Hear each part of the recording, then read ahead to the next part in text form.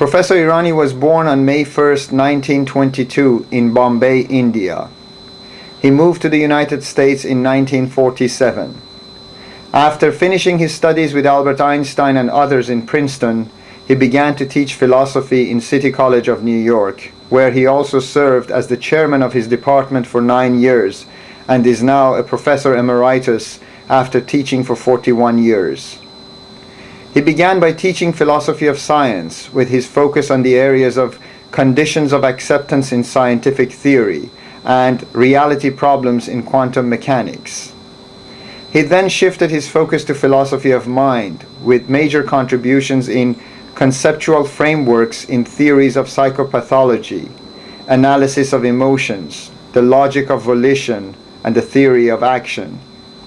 For the last 25 years, he devoted himself to philosophy of religion and ancient thought, with emphasis on archaic religions as well as Zoroastrianism and Indo-Iranian religions.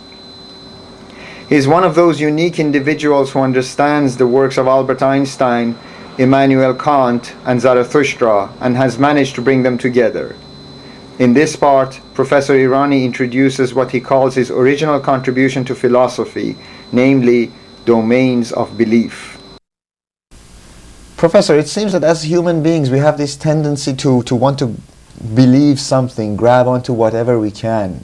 Is this an innate need? Do we need to believe? Let me get to the need a little later, but prior to that, belief is a natural state of our consciousness. We do believe it. It's an aspect of our nature. And the primitive beliefs are the beliefs of our perception, experience, and beliefs about what we experience as what we are doing in the world. You move something, and you obviously believe that that's what you have done, if you have done it.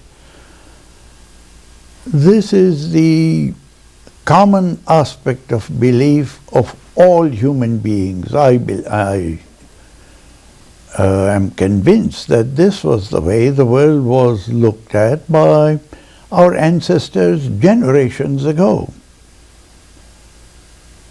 But when you talk about do we need to believe, you are raising a question about do we need to believe in something other than what we perceive, something over and above what we experience here and now. And that indeed is the case. And I think that happens because of another aspect of human nature, certain internal demands of the human psyche, of the human spirit, which demands of the world. I have formulated 4 demands, probably there are more, but there are 4 very fundamental demands. Before we get into that, may I just ask you, would it be stretching it too far to say, I believe, therefore I am? It is possible. It is possible to have that extension. But of course the simpler one is the Cartesian one. Yes. And you can't believe without some element of thought, because belief is an element of thought. And the most fundamental, the most primary. Yes, I think this is, our nature is such that we are constituted of belief structures and also value structures. And I believe this is not just human nature, it is also in conscious beings such as dogs and cats, I think. The only thing is that they don't have the machinery to articulate it. They don't have language. So what you're saying is a cat believes? Yes, I think so. I think so. In what? For example, you have a, let me talk of a psychological experiment. Let's say you have a floor which is electrified and another part of the floor which is not electrified. The cat comes and looks and sees this thing. It has stepped on it and has received a shock. It believes that if it goes there, it will get a shock. It'll avoid it. It is belief. Now, whether there is electricity in the wires or not, the cat is not aware of, but That's believes right. that this is dangerous. That's right. Okay. So, and would instinct be, or instinct basically, would that be part of what constitutes belief? Lead to the formation of beliefs, direct beliefs, or they provide actions or attitudes with respect to things which imply beliefs, certainly. Okay, now let's go to what is it that we believe in? You said that there are 4 categories. This is the thesis that I have proposed some time back. It starts with a major assumption that there are 4 intrinsic demands which are made by the human psyche. The first one is the demand to explain. Even the most primitive human being looking at something which appears out of the ordinary would ask, why is this happening? Or perhaps even some ordinary thing, why do these things happen in this way? Why do trees grow this way? Why do they grow rapidly this time of the year? And so on. This demand produces an enormous array of beliefs which we call scientific knowledge. The other is the demand for influence and control of our environment. And our environment, not just the physical environment, but also of our social environment. And the techniques by which we can transform things to suit our needs, to suit our purposes. And this is the demand that leads to technology. And there is the demand to justify our own actions and ask for the justification of others' actions. What have you done and why have you done it? And were you justified in doing it? Are you right? Are you wrong? And this is the whole field of ethics, which may apply to individual actions, which may be judged morally acceptable, unacceptable, and so on, and which can also be applied to societies. Some societies are morally worthy, others are morally indifferent, some are morally corrupt. And the last one, which is difficult to formulate, is our demand to seek significance in our existence. What is it in my life or what is it that gives a point to my existence? I came into this world without a personal option. I have a certain body, I have a certain location, I live in it, and in due course I shall die. What is the point of this whole thing? And this produces what we call religion. So we have these different enormous domains of belief. Today we can separate them. The thesis that I am offering is this, that in the early history of humanity, there was no clear understanding of the separation of these. There were a kind of complex set of beliefs, most of them embedded in stories which the local wise man developed, a kind of a mixture of a wise man, witch doctor, priest, shaman, whatever. And he would tell stories. The stories gradually crystallized. They became part of the tradition of the group. And the older people would tell the younger people these stories. That's still done today. In every community there are certain communal stories. And these days we put them in children's books, but still parents tell them. And although the children know that this is not really absolutely reliable factual information, they know that really by the age of 4 or so. So they know Father Christmas or... That's right, that's right. Okay. Something, but still it has a reality. And that is the peculiar nature of religious acceptance. It is a reality as if, I'm using the term of the great German philosopher Hans Wenger, who developed the theory of as if, in quotes, als ob in German. And we believe as if it were the case, knowing that in fact it is not actually the case, but this as if has a very powerful attitudinal commitment to it. And these are the 4 very different domains of belief. Now each domain is generated, originally directed by the demand I articulated a moment ago, but then there is a methodology for each. There is a very clear-cut scientific method. You formulate a theory. From the theory you deduce consequences. You conceive of them as predictable. You construct operational definitions. What operation shall I use to measure, say, temperature, to measure the amount of radiant energy, and so on and so forth.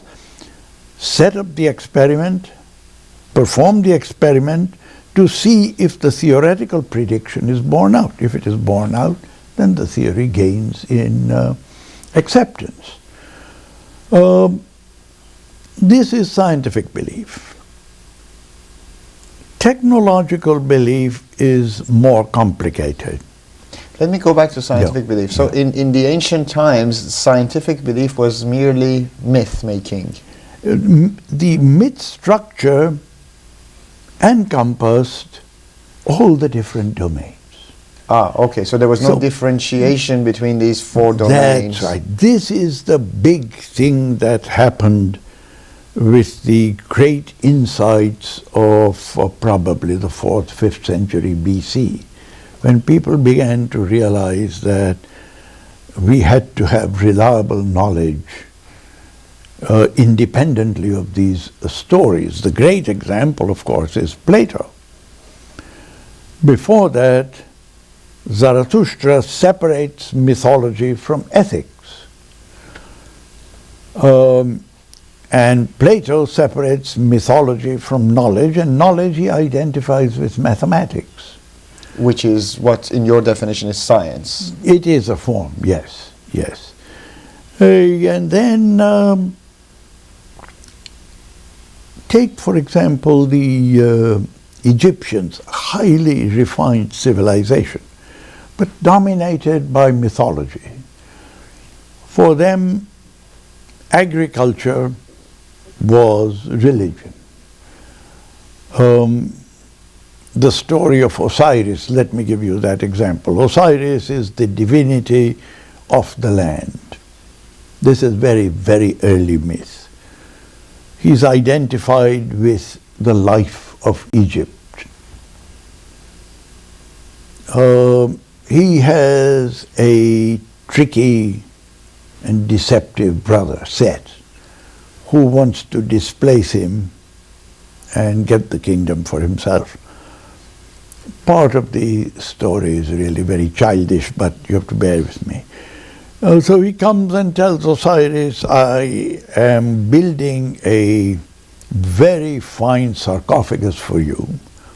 Here it is, but I'm not sure if it is the right size. Would you lie down in it and try it for size? Just like the tailors we go to and we buy a suit and say, try it on for size. Yes. So I don't like the suit, but says, that's all right, just try it on for size. So Osiris, the slightly dull fellow. He lies down in the sarcophagus, and Set puts the lid on it and nails it down and throws the sarcophagus into the river, and it's borne away. Presumably the Nile. Nile, yes.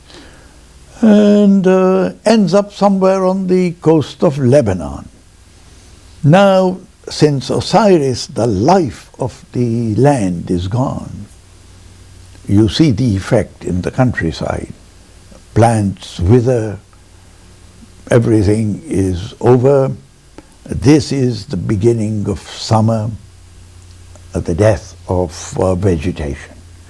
And Egypt lived on the vegetation of the Nile Valley. That was its life.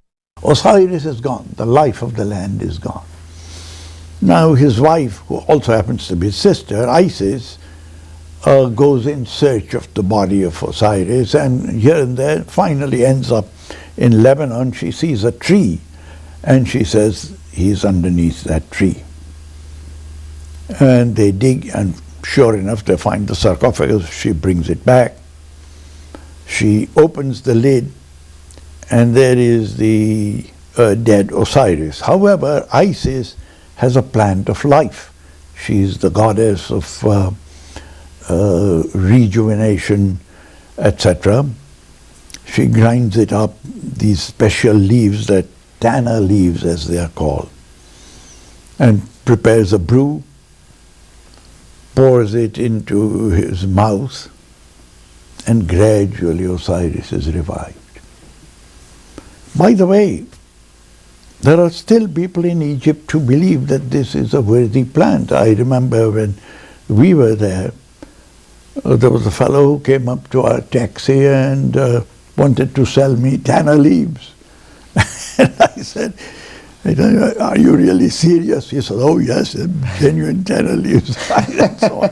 Anyway, Osiris is up, but Set, getting information that he is now recovering, comes back and cuts him up into 51 parts, takes these parts and throws them all over the Nile Valley.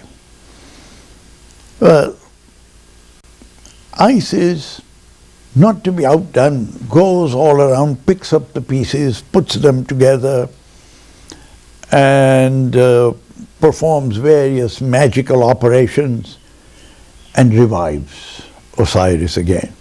At this time, this on the other side of the Nile, Set gathers a navy to come and attack Osiris.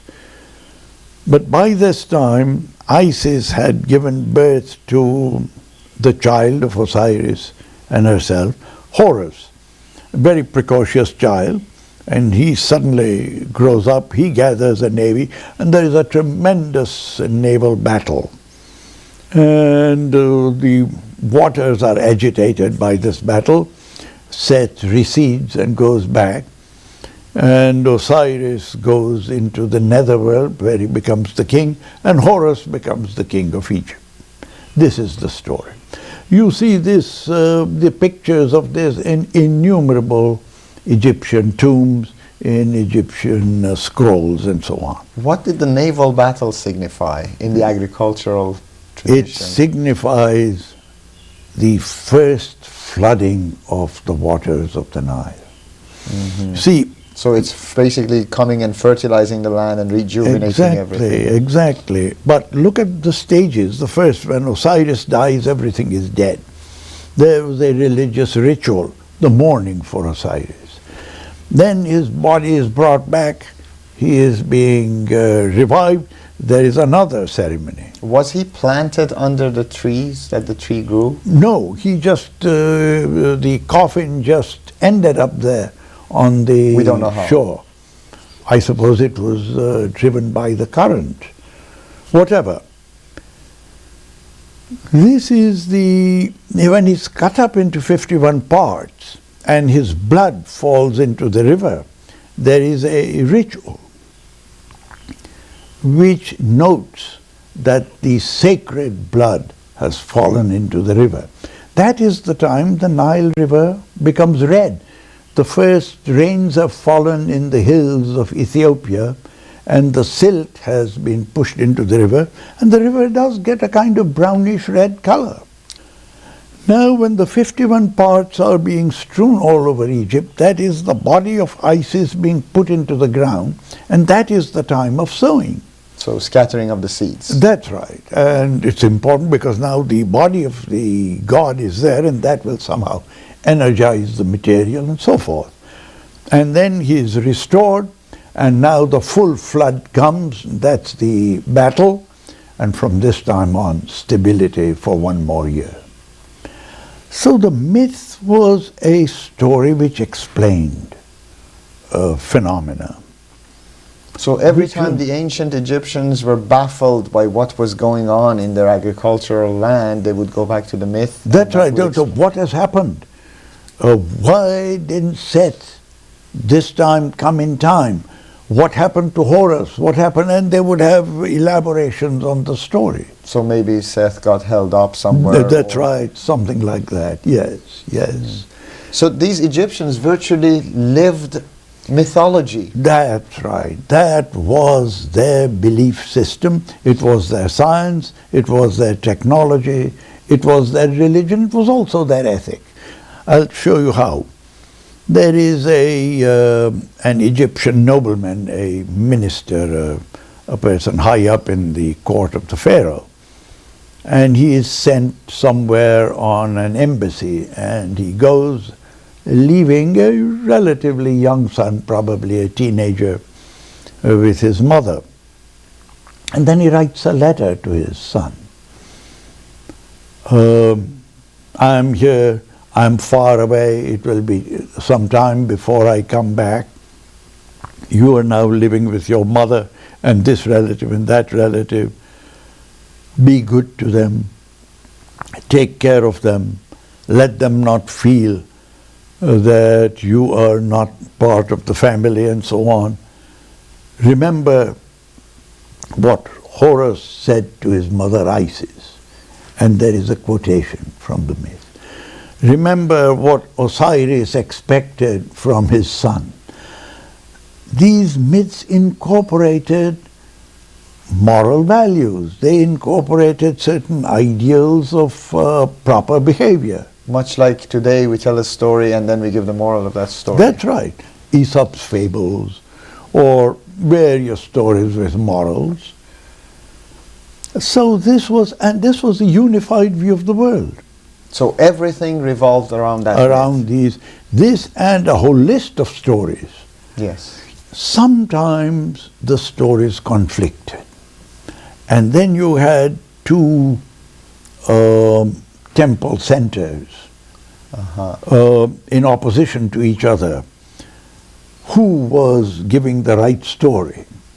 And often the resolution was a very queer one. If, let's say, this was the temple Memphite theology, the god is the god Ptah, and there is the other god Thoth. Who was the chief god, or the god Amun-Ra? What they did was, one side said Ptah was the first god and Amun-Ra was his offspring. The other fellow said, no, he was the first god, and that fellow was the offspring. If you turn the other chap into the child, you have then gained superiority for some reason. And this was the kind of conflict there was. Well, gradually they had difficulty. What happened was that people went up to the source of the Nile, and they said, well, we know this is not the blood of Osiris, this is just the earth which is being washed into the river. And that shakes people. And then the technology became... Because your life is being shaken. That's because now your belief system has a much simpler explanation than this complex story. And the story... And the story now, will you still continue to hold the story, or will you say that it's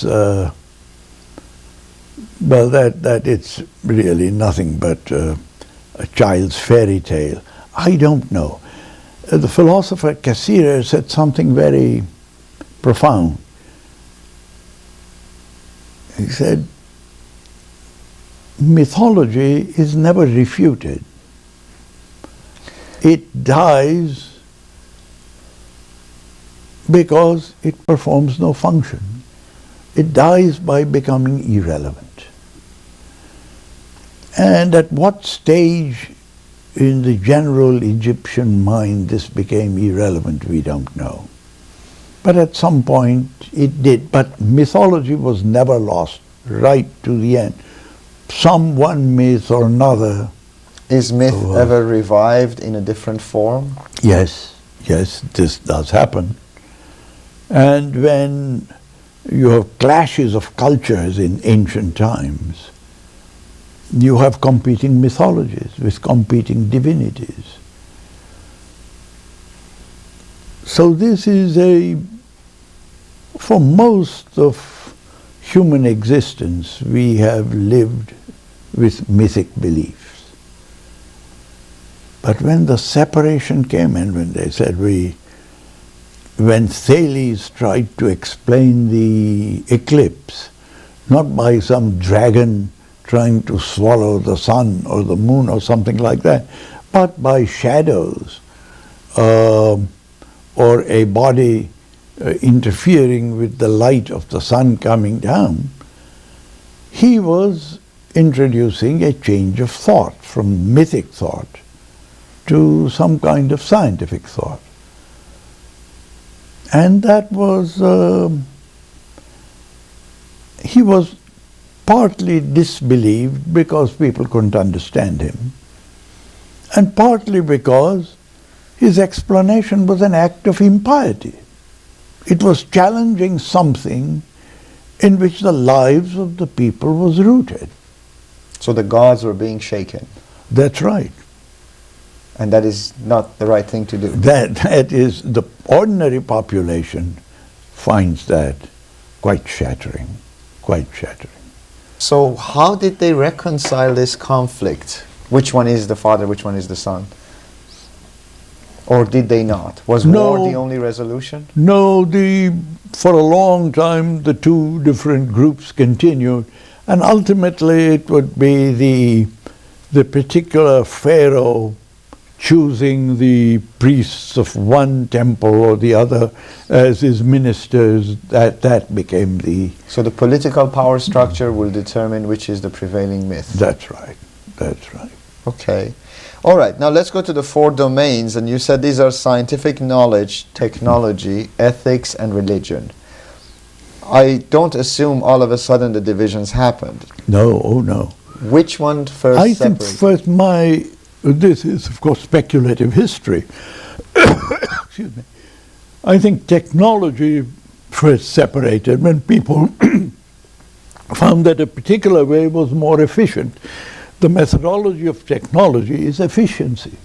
You try, and that which is most efficient you accept because for the simple reason that it works. So if it works, use it no matter what the stories are. That's right. And the story gradually becomes irrelevant. People use the techniques and we get the harvest. We have a good enough collection of products. What do we need to refer to the story for? They don't articulate this, but this becomes part of their consciousness, and they... So a generation or two or maybe five later, it no longer exists. That's right, that's right. Not even as a fairy tale. It may be chalked off in the temples, and you may make offerings to the gods for something or other, but not for the harvest or the sowing or whatever particular technology one was involved in. So the offering becomes purely ritualistic. That's right. With no significance to real life. That's right. With the idea that maybe there's some good somewhere, but we don't know exactly what. Now, one of the things Joseph Campbell talks about is that we've explored every forest that there is. We've discovered no dragons there. So what do? We go to the next unexplored region, which is outer space. We no longer have dragons, we have aliens now that we have to deal with. We no longer have fairies, we have good aliens that are helpful to us and bring us knowledge and information. We have revived the myth in a different form. Right. What happens that the myth has to be revived in a different form, even though the technology has proven that that myth... That aspect of the myth evaporates. But the myth still lives because it performs other functions. It makes the distinction between good and evil. It makes some contribution to the notion of what am I and what am I doing. I am a helper of the good beings and they will help me, something of that sort. This is very close to what Kant said.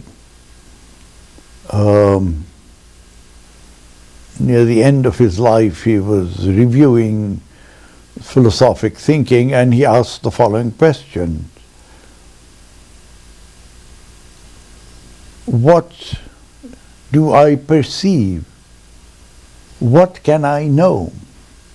What ought I to do? And what may I hope?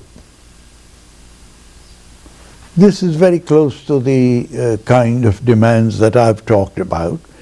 And he says that each of these, our minds are constructed to generate belief structures to satisfy these. And gradually, as time passes, science, technology, and ethics separate out. Not without enormous battles. I think the slippage of technology from the unitary myth was relatively simple. The separation of science from the unitary knowledge was not.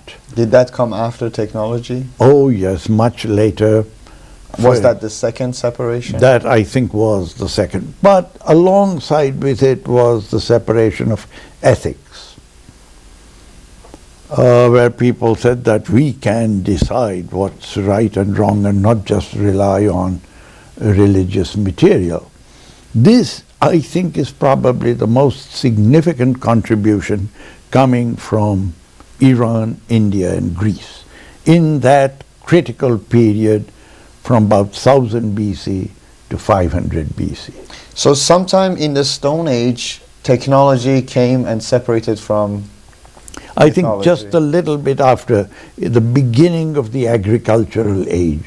When tools were implemented to plant rather than just kill. Right. Okay. And then it took however many millennia to get to 500. Yes, at that time, you find Zarathustra separating ethics from ritualist religion, although it is rooted in religion. His notion of Aura Mazda creating the ideal good is a nominal mythologic position. Nominal meaning there is no great story connected with it. Mm-hmm. But the assertion itself is a story. Assertion itself is something beyond reason. Okay. And but you are asked to observe it and make a judgment. And therefore the judgment is not you obey what this divinity said. You don't go to the temple and ask, here I am in this difficulty, what may I do? You bear the responsibility yourself. The stories no longer prescribe your plan of action. Right. No longer give you even a recommendation. Not even a recommendation. Yes. You have to think on your own.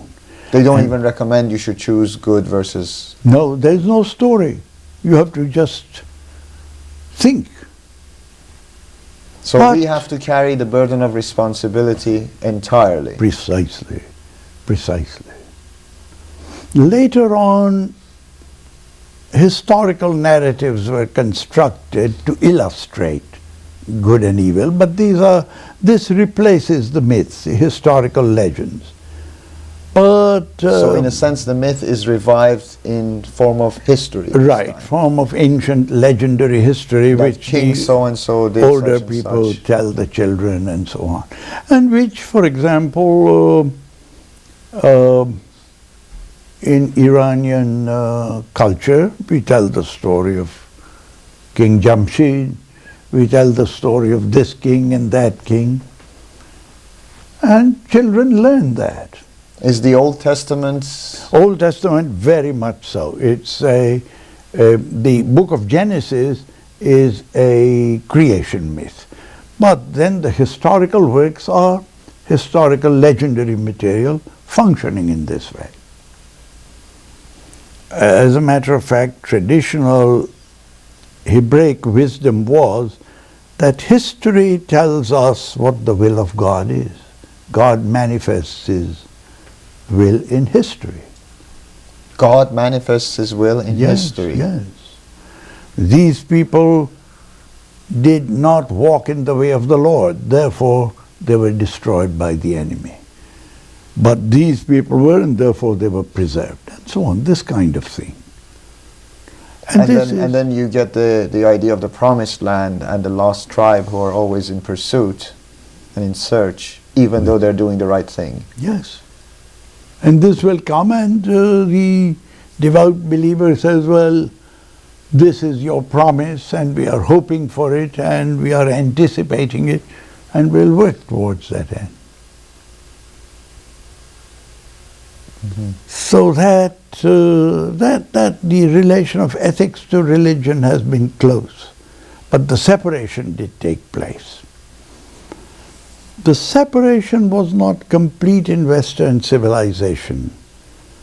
And what happened with Christianity was that scholastic philosophy rejoined ethics to religion. This was the major attempt of the scholastics who said, well, all right, these are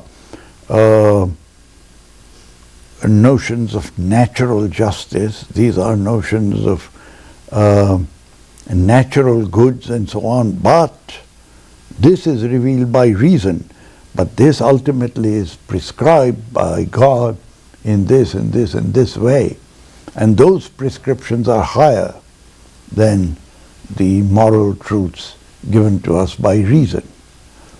And St. Thomas made the point that the two are not in conflict at all, they are in complete agreement, and the injunction of God is really the highest.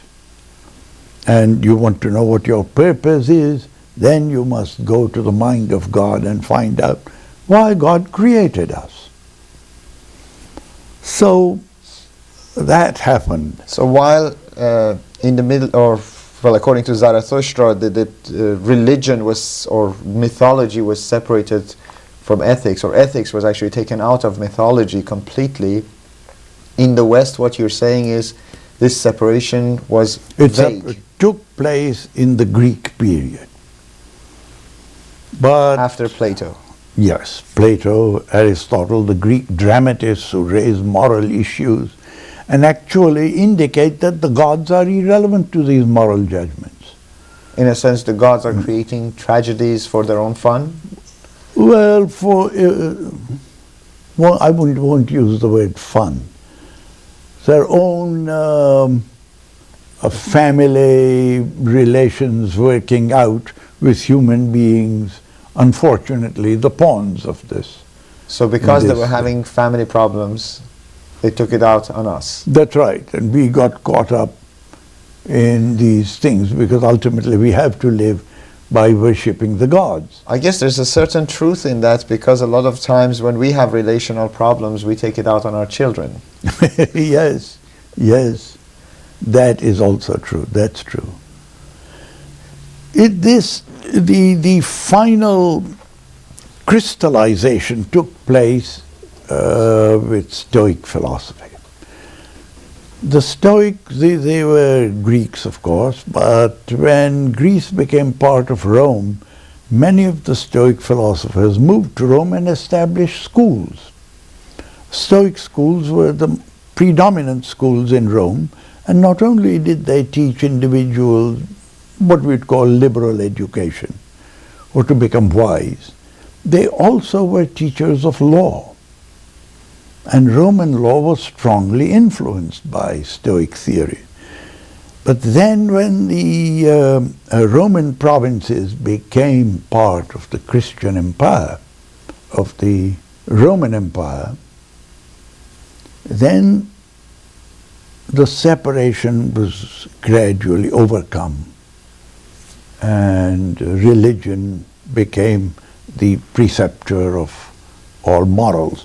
And scholastic philosophy from the 11th to the 15th century was a major experiment in that direction. In bringing the two back together. That's right. It produced some enormous philosophic insights, there's no doubt. Many of these were eminent thinkers, and some of them made major scientific contributions. Can you name a few of these? Certainly St. Thomas, and then Duns Scotus, and Nicholas of Cusa, and many of, and later, of course, Occam. Roger Bacon in Great Britain was a priest and a monk, and he was engaged in scientific work, and he more or less made science an independent discipline. But it didn't catch on. The church then introduced introduced notions that it exercised complete authority not only on morals but on metaphysics. What is the ultimate nature of existence? Only God tells us that, and only the theologians know what God said. There seems to be a resurgence of that mentality today, in the sense that this drive for this holistic understanding of the world is driving us back towards spiritual, devotional methodologies as well as spiritual searches, which Yes. are actually bringing back morality and religion together and trying to connect science with it. Why? Is this again a natural progress that we had this diversion, now we have to come back? Perhaps there is. The point is, if any discipline which makes a claim going beyond what its disciplinary commitment is, and tries to become a global discipline, it produces an instant backlash. In a sense, it will sabotage its own That's attempts. right. Late 19th, early 20th century, there were people who said that the complete view of the world is obtained by science. There is only one truth, scientific truth. That is what tells us what the world is. And people naturally realize that it doesn't answer the questions which legitimately belong to the other domains. The thesis of the domains is that you go beyond your domain and you generate mental confusion. And this is constantly happening. But notice the independence of science coming through the time of Galileo. Galileo was persecuted by the church, not for what he did in science, but he claimed that certain propositions were established by science. And they said, well, all right, if you say so. And he said, no, but they are not just established by science. That represents the truth about the world. And he was right. That is what science does. But the metaphysicians are saying, we tell you what the world truly is. And if your statement conflicts with ours, you must yield. Now what Galileo did was, he was an extraordinary genius. He had the insight that we have today, and he said, it is not the business of science, of religion to tell us what things are.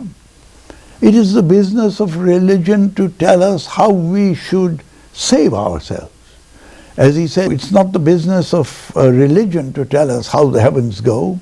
It is the business of religion to tell us how we could go to heaven. And there they said, you are claiming the right to interpret religious texts. And that right we cannot allow you. Basically, they said you're not allowed to separate science from the myth that we are following. By saying that these statements of religion are essentially metaphorical, which is what he said in his celebrated letter to the Dowager Duchess of Tuscany. He said, these statements which we find in the Bible about the sun going around the earth and so on, not literal statements, and we can reinterpret them in terms of science. And this, who are you to tell us what we could do with the statements of the Bible? You can't do that. So basically what Galileo did is he relegated religion, or much of religion, to become story again. He separated the two domains, and he was not permitted to do that. But although he was put under house arrest and passed the last years of his life, we must say, in relative comfort, but certainly not permitted to expound his views as he would have liked to, although that happened to him. The worldview in the intellectual European mind changed. Galileo was successful. And you immediately see that within 40 or 50 years, there's a large number of people who are now making scientific judgments and saying that these are true of the world. Regardless of what religion says. They've just forgot about the other thing. They don't even concern themselves with it. No. Because one man decided it is of no relevance. That's right. And people saw that it was rationally correct. These were two entirely different disciplines with two different purposes. So reason won over dogma. That's right. And that it does in the long run, with many ups and downs and frustrations. But in the long run it does. And now that we're coming back together is because those domains... So I think these are various...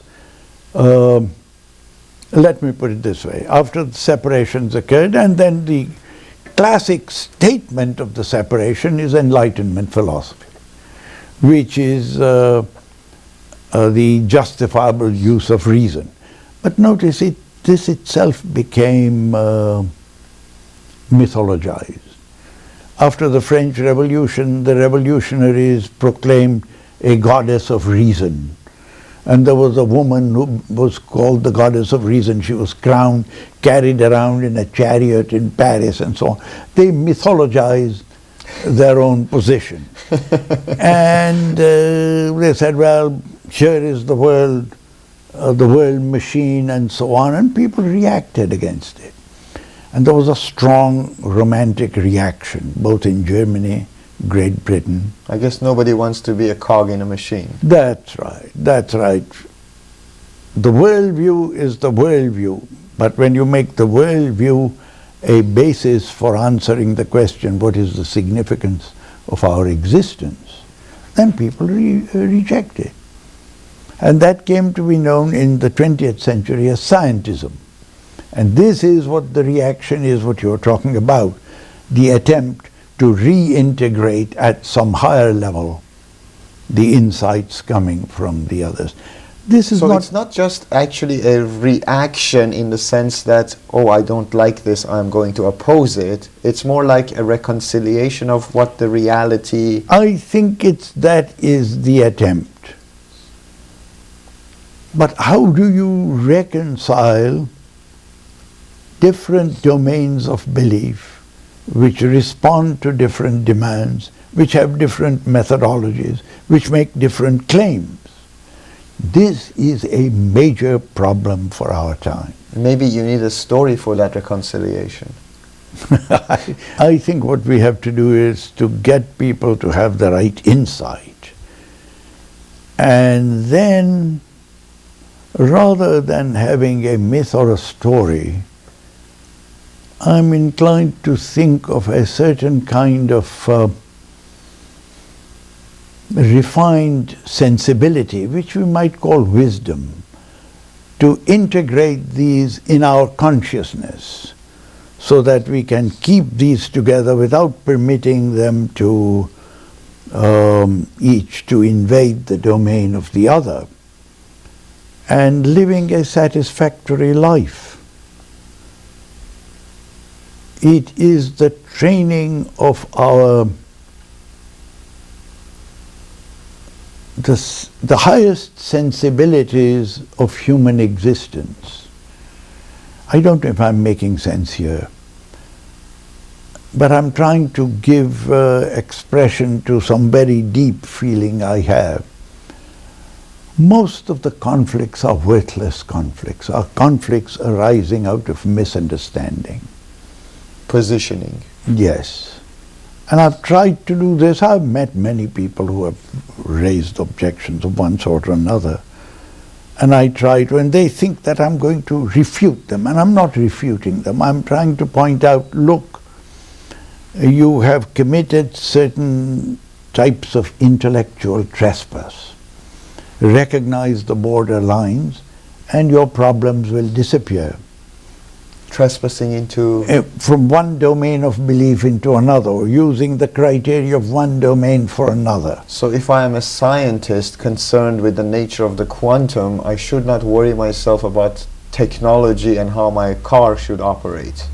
That's right. Or do that by adopting its methodology. Becoming a technologist in this way. Now what has happened is that technology not only makes use of the information coming from science and develop techniques for achieving a certain goal, but also because these techniques transform the environment and transform the social structure.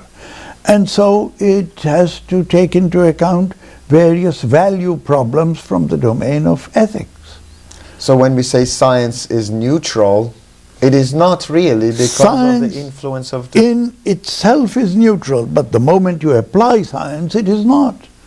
Then it begins to influence life, and you have to take into account moral variables. So if I'm a nuclear scientist, if I am purely researching the nuclear aspect of whatever it is, it's fine. But the moment I want to apply that to a bomb or... That's right. Or even work on problems which lead to applications, you have to ask you the question, what am I doing as a human being in a human society with these likely outcomes? Let me ask you a moral question. Was Einstein right in developing relativity? Oh, yes. Even though it led to the nuclear bomb? At that time, no one could have foreseen any such application at all. And even when we theoretically saw that mass is equivalent to energy, and that if we destroyed this mass, we would have enormous amount of energy, no one knew how this could possibly and conceivably work. But when they saw that a chain reaction can occur with the atom splitting and producing an enormous amount of energy, at that time they had to think. And some of these people did think. And some of the people did not do work in that area because they felt that was potentially destructive. But that's an extremely difficult judgment to make, because you don't personally manufacture a bomb and use it. It's a national matter, although it has now become so simple that a group of fellows who have the technology can make a bomb in a large garage. Is that part of the reason we have this need for reconciliation, because we've got out of control? Very much so, very much so. We don't know exactly how to structure moral demands upon highly refined technological advances. We really don't know how to work that out. How to change, for example, our transportation system to affect life in a city. how to use these destructive forces, control them because of the danger, or how to control the technology of DNA research, which is going to affect life in totally unpredictable ways in the future. We need to do it, and almost everyone realizes we need to do it, but we don't know how. And partly the reason why we don't know how is that there are these institutional turfs where people say, we will decide this, you don't, and so on. Whereas what we need is a cooperative effort. And it's one of the major failures of contemporary society that we haven't created a proper network of exchanges and information to evaluate this. And the role that ethics can play here is to bring responsibility. That's right, is to identify appropriate values, show what possible consequences there could be which would violate these values in one way or another, and then where is it that we have to take the responsibility for introducing control. So in a sense, Professor, that what you're saying is that the domain of ethics, or the role of ethics, is to bring some responsibility in our approach to the other domains, the domain of science and technology. Yes, yes, very much so. So that what we do is justifiable. It is worthy of human aims and does not cause injury to the social structure and certainly to individuals. Various things can happen. Freedom can be eroded by major technological changes. For example, the techniques by which one can invade the privacy of individuals can be extraordinary. That has already happened. Techniques which can change the conditions of social interaction. For example, these computer technologies now make the presence of people working in an office environment more or less less important, shall we say. In the old days, proximity was extremely important. I recall about 50 years ago there was a tremendous competition for space for business offices in the Wall Street area of New York. People had to be present in law offices, in financial offices and so on, and they wanted to be near each other so that if there were conferences to be arranged, it could be arranged in 5 or 10 minutes. Today all that has disappeared, and people can sit in various places, locations with these gadgets and communicate with each other. And some people actually stay at home and do the work. So what sort of a social structure are we going to be facing in the near future? We have to look at this and the implications of that for human livelihood.